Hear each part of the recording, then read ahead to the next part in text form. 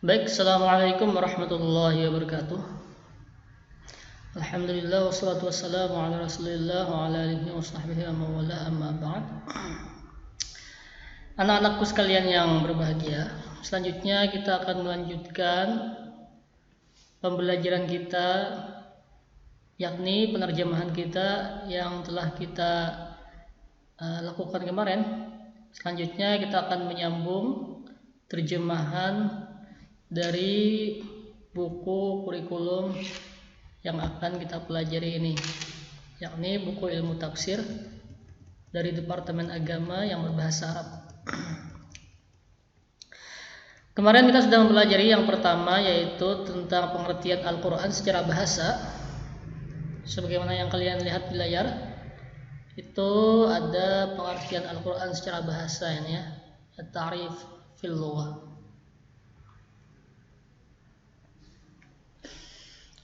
Kemarin kita sudah sampai sini. Selanjutnya kita akan masuk kepada pendapat yang kedua. Ini yang kedua. Jadi kemarin sudah jelaskan bahwasanya menurut sebagian ulama Al-Quran itu adalah dia isim mushtaq, yakni isim mushtaq, isim bagian diambil dari kata-kata yang lain. Ada pendapat pertama mengatakan dari qara'in, pendapat yang kedua ada yang mengatakan dari qara'a, dan yang ketiga ada yang mengatakan dari qar'u, yang artinya al-jamu'. Selanjutnya pendapat yang kedua adalah yaitu pendapat yang mengatakan bahwasanya Al-Quran itu isim alam. Isim alam yaitu isim nama, yakni dia ghairu mushtaq, artinya bukan isim ambilan dari kata-kata lain. Jadi Al-Quran itu ya memang namanya sudah Al-Quran, bukan diambil dari qara'in, bukan diambil dari qara'a, dan juga bukan diambil dari qar'u. Tapi dia memang Al-Quran itu memang namanya asli Al-Quran, langsung diberi Allah dari langit. Nah itu maksudnya. Jadi Al-Quran itu kata sebagian ulama dia ghairu mushtaq, tapi dia isim alam, isim nama yang resmi, memang namanya sendiri Al-Quran. Itu yang dimaksud dengan isim alam. Oke. Selanjutnya, nah penjelasannya adalah ini penjelasannya. Innal Qur'ana, sesungguhnya Al-Quran ismun, sebuah nama, ikhtassallahu bihi, yang Allah khususkan dengan nama tersebut. Nah, jadi Al-Quran itu adalah sebuah nama yang memang Allah berikan khusus. Al-kitabul ladzi, kitab yang nazala, yang turun, ala Muhammadin, kepada Nabi Muhammad sallallahu alaihi wasallam, kama, sebagaimana, fi, pada, asma'il kutubil ukhra, nama-nama kitab yang lain. Jadi Al-Quran itu nama yang Allah khususkan, yaitu sebuah kitab yang turun kepada Nabi Muhammad sallallahu alaihi wasallam, sebagaimana nama-nama kitab-kitab yang lain. Mislut Taurat, seperti kitab Taurat. Wahwa, dan dia itu ismun, nama, sebuah nama, lil kitabi, bagi kitab, allazi, yang unzila, diturunkan, ala, kepada Musa alaihi salam, Nabi Musa alaihi salam. Jadi Al-Quran itu sama dengan Taurat namanya, yaitu namanya langsung dari Allah Subhanahu wa ta'ala. Wal Injil, begitu juga dengan Injil, ismun, sebuah nama, lil kitabil ladzi, bagi kitab, bagi Alkitab, kitab, allazi, yang unzila, diturunkan, ala, kepada Isa alaihi salam. Nah, seperti itu. Jadi sama antara Quran, Taurat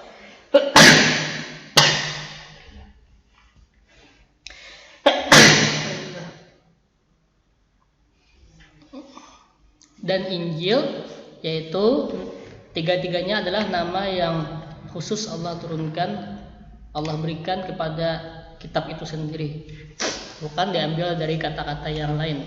Jadi itu memang namanya sudah seperti itu. Itulah yang disebut dengan isim alam. Isim alam atau isim nama. Oke, itu yang kedua terkait pengertian Al-Quran secara bahasa. Selanjutnya kita masuk pada at-ta'rif fil istilah. Pengertian Al-Quran secara istilah. Arrafa al-ulama'u Al-Qur'ana. Ulama mendefinisikan oleh ulama Al-Quran bi'iddati ta'rifatin, dengan sejumlah definisi atau sejumlah pengertian. Di antaranya at-ta'rif, definisi atau pengertian menurut Muhammad Ahmad Muhammad Ma'bad al-Mutawaffa, yang wafat tahun 1430 Hijriah, min ulama'il qiraati wa ulumil Qur'ani. Beliau adalah salah satu dari ulama qiraat, ulama'il qiraati wa ulumil Qur'ani, dan ulama ulumul Qur'an. Wafat tahun wa arba'umi'atin wa salasun, 1430 Hijriah.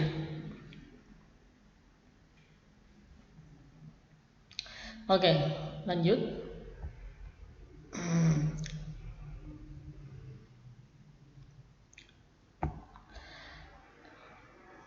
Penjelasannya, Al-Qur'anul Karim huwa, yaitu kalamullah, kalam Allah atau perkataan Allah Ta'ala, al-mu'jizu, yang merupakan mu'jizat, al-munazzalu, yang diturunkan, ala, kepada khatamil anbiya'i, khatam penutup anbiya'i, para nabi, wal mursalina, dan para rasul, yaitu Sayyidina Muhammadin sallallahu alaihi wasallam,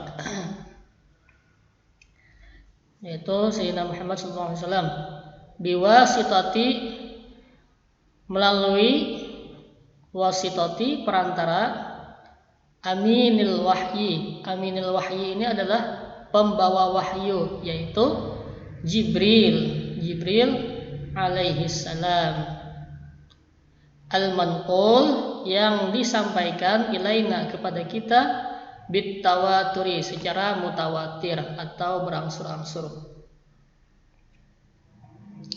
al-muta'abbadu, yang dinilai ibadah, bitilawatihi, ketika membacanya, al-mabdu'u, yang diawali, bi suratil fatihati, dengan surah al-fatihah, wa, dan al-mukhtatamu, diakhiri, bi suratin nasi, dengan surah an-nas, wal mutahadda, dan dijadikan wal mutahadda itu, dan dijadikan tantangan,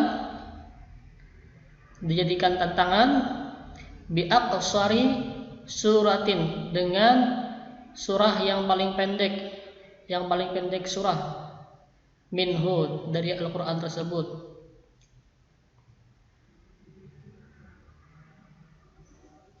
Ya, itu pengertian Al-Quran menurut Muhammad Ahmad Muhammad Ma'bad.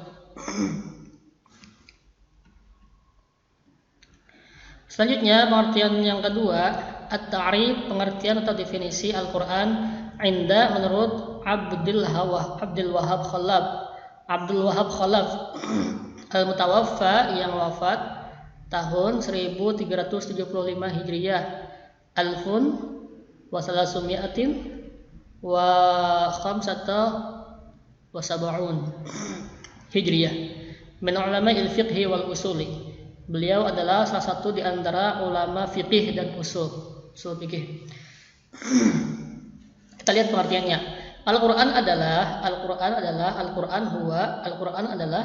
kalamullah, perkataan Allah, allazi yang nazala bihi, yang turun dengannya ar-ruhul amini. Ar-ruhul amin itu adalah Jibril.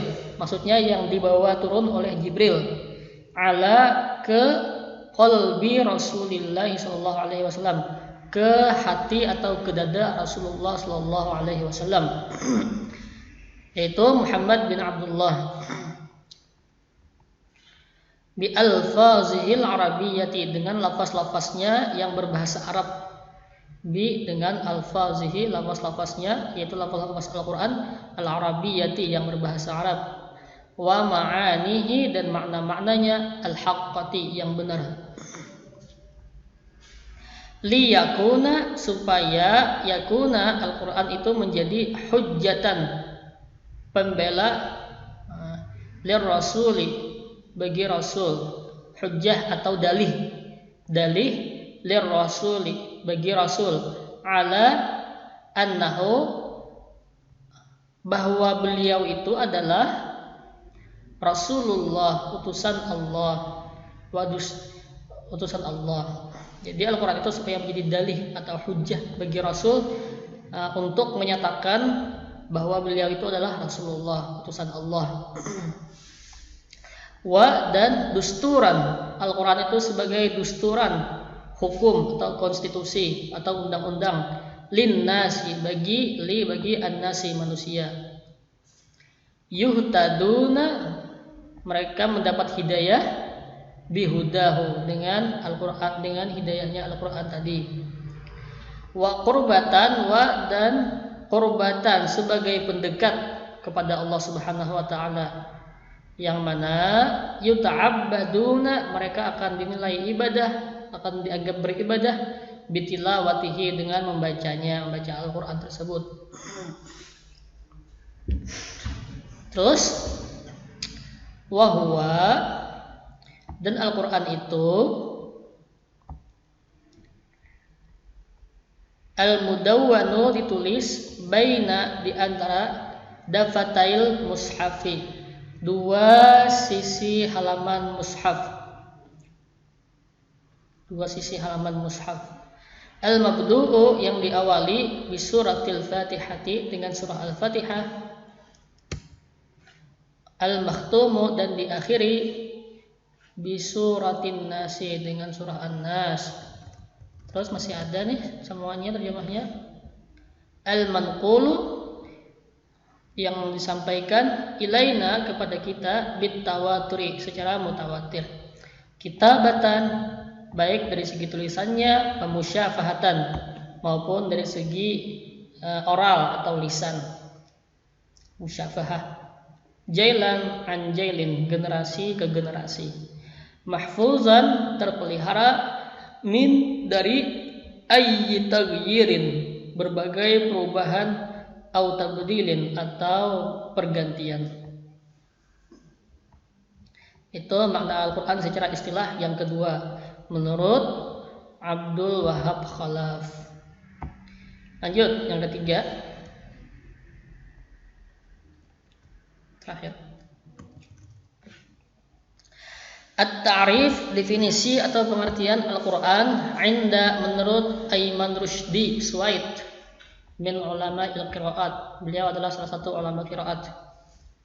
Al-Quranul Karim adalah huwa, yaitu kalamullah, kalam Allah Ta'ala, al-mu'jizu, yang merupakan mu'jizat, al-munazzalu, yang diturunkan, ala, ke qalbi, hati atau dada, nabiyina, nabi kita Muhammad sallallahu alaihi wasallam, al-muta'abbadu, yang dinilai ibadah, bi tilawatihi, dengan tilawatihi, membaca Al-Qur'an tersebut, al-maktubu, yang ditulis, baina, di antara ad-dafataini, dua sisi lembaran kertas atau mushaf, al-manqulu, yang disampaikan, ilaina, kepada kita, bit tawaturi, secara mutawatir, wa, dan al-mutahadda, dijadikan tantangan atau dibuat sebagai tantangan, bi aqsari suratin, dengan surat yang paling pendek, minhu, darinya, dari Al-Quran tersebut. Maksudnya Al-Quran itu dibuat sebagai tantangan dengan surahnya yang paling pendek. Siapa yang paling bisa membantu atau membantu? Siapa yang paling bisa atau yang bisa menyerupainya misalkan, atau mengikutinya. Jadi dengan surah yang paling pendek tersebut, Al-Quran itu sudah bisa menjadikannya sebagai sesuatu untuk ditantang. Cukup dengan surah yang paling pendek saja, Al-Quran tersebut dijadikan tameng atau tantangan bagi orang yang tidak percaya Al-Quran. Itu ya. Oke, saya rasa cukup untuk bagian ini. Nanti kita lanjut lagi. Silahkan kalian terjemahkan dari yang pertama tadi sampai sini. Nah, nanti ini akan jadi bahan kalian dalam ujian nanti. Kita nanti akan terjemahkan semuanya, insyaallah, sedikit demi sedikit. Baik, seterasa cukup. Kalau ada pertanyaan atau apapun itu, silahkan tulis di komentar, dan silahkan share ke kawan-kawannya, teman-temannya, supaya mengerjakan juga. Oke ya? Kalau perlu juga di subscribe supaya muncul pemberitahuannya bahwa pelajaran selanjutnya sedang muncul. Oke, saya rasa cukup. Lanjutnya nanti kalau ada yang pertanyaan silahkan nanti disampaikan. Nanti kita lanjut lagi pada part berikutnya. Demikian. Assalamualaikum warahmatullahi wabarakatuh.